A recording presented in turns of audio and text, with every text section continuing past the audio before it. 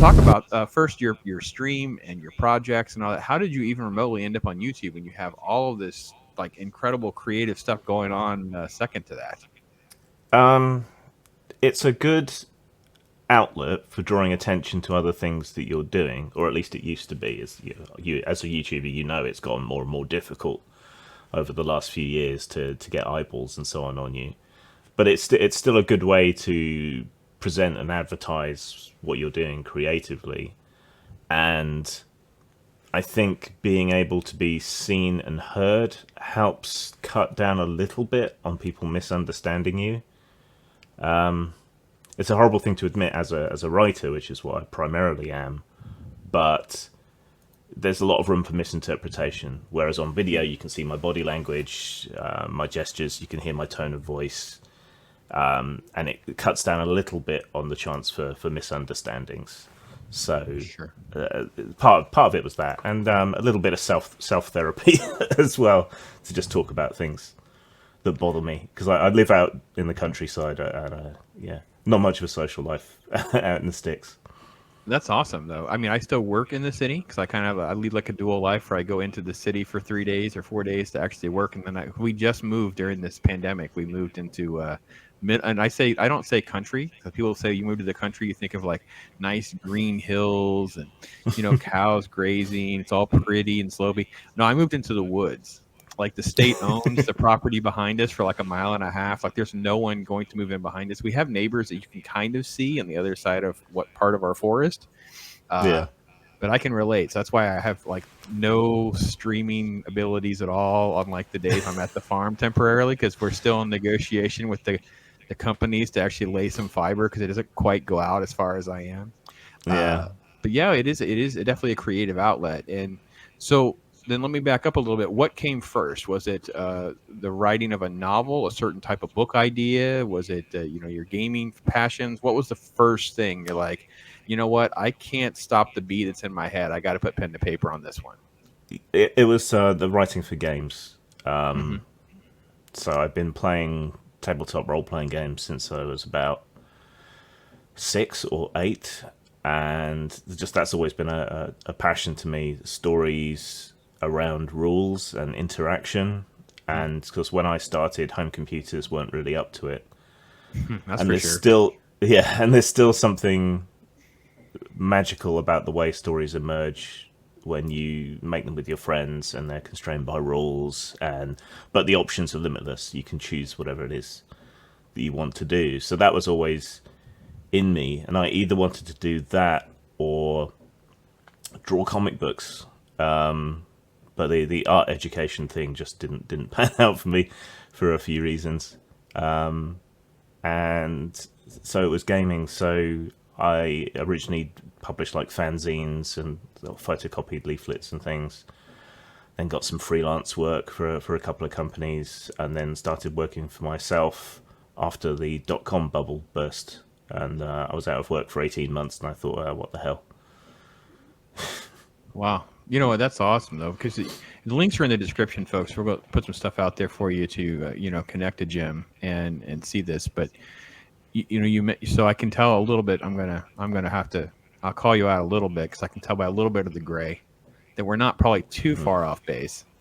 As the being I was a child of the late 70s and early 80s, and I'm seeing some of this stuff kind of being birthed. And I remember my friends trying to show me one of the first computer games that's along this lines, and it was on like an Apple IIe, and it was just like it was so primitive and juvenile it couldn't hold my ADD brain. What was like the first stuff you were playing? What were you like? What was it that really kind of caught your eye? And how old were you about whenever this stuff was kind of rolling? So you mentioned 8 or 9 as being a writer, but what was it? Yeah, so I was born in 75. So for me, the gaming stuff, the tabletop gaming stuff, was, to start with, it was the fighting fantasy game books, the choose your own adventure books. Yeah, okay. Yeah. But my dad was originally a maths teacher, and this was before schools had IT departments. So they just kind of said, maths department, you do this newfangled computer stuff. Yep. So he would bring early computers home, and we would muck about on them and program things in BASIC and so on. So, but yeah, the computers just weren't quite there for me yet. So tabletop games are what really sort of grabbed my passion early on. How much graph paper did you have to keep track of back in the day when you were drawing all this stuff up, my friend? Loads. Every Massive amounts of graph paper. every birthday or Christmas or grandparent visit, I would get these big jotter pads and lumps of graph paper and pens and pencils. So I'd be doodling dungeons and plotting out ideas and writing stories and drawing constantly. I wish I had had a friend like you that would have been able to communicate this a little differently to me because I had more like I was surrounded by people who were players, but there was more like a gap between their creative minds. It never came across to me. It just seemed like a game to do, so it didn't correlate to me as much. And I ended up down the comic book and movie rabbit hole compared to the gaming. Of course, my sons got into it as I was a little bit older later in life, and it's been like a fast forward. And then I feel like a completely out of touch old man where I'm like, yeah, back in the day, there was this book and that book.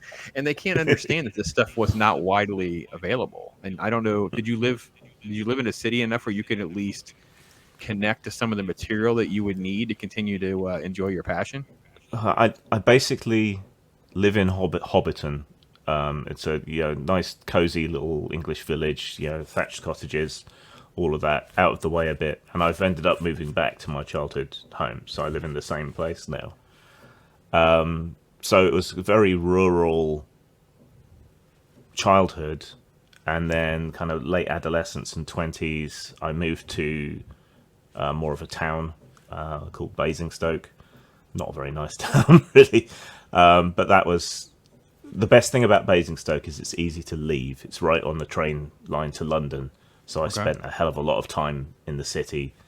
And that gave me the opportunity to meet people and network and go to events and conventions and things. And, then around 95 or so, everyone got online and it was suddenly a lot easier to stay in touch and share ideas and things. Yeah, it's amazing what happened, right? And again, living through... Really, I mean, I know there was other stuff, but we all, I think, I don't know if it was like that for you guys across the pond, but for us, it was AOL. Whether or not you were actually using AOL or not, you could use one of the other services and everything like that. That was like the general term in hindsight of how we all looked at this stuff. But suddenly the world just opened up and there was chat rooms, there was message boards and some websites and surfing. But I mean, it was just like this massive ability to just connect to people just instantly. It was just remarkable to live through all of that.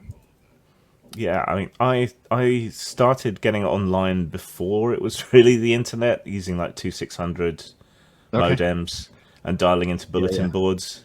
So that was different, especially because you were being charged by the minute on your phone line at the time. Oh man, you don't have to tell me, bro. That was crazy back then, right? Yeah, so you're racking up these bills and typing as fast as you can on these bulletin boards and things. And then that gradually changed as it became obvious that people needed to use up the phone lines. And you went from 2600 to 56k modems, and all of that was super fast. And email lists and Usenet and all of that. And it just it's been a broadening of horizons ever since.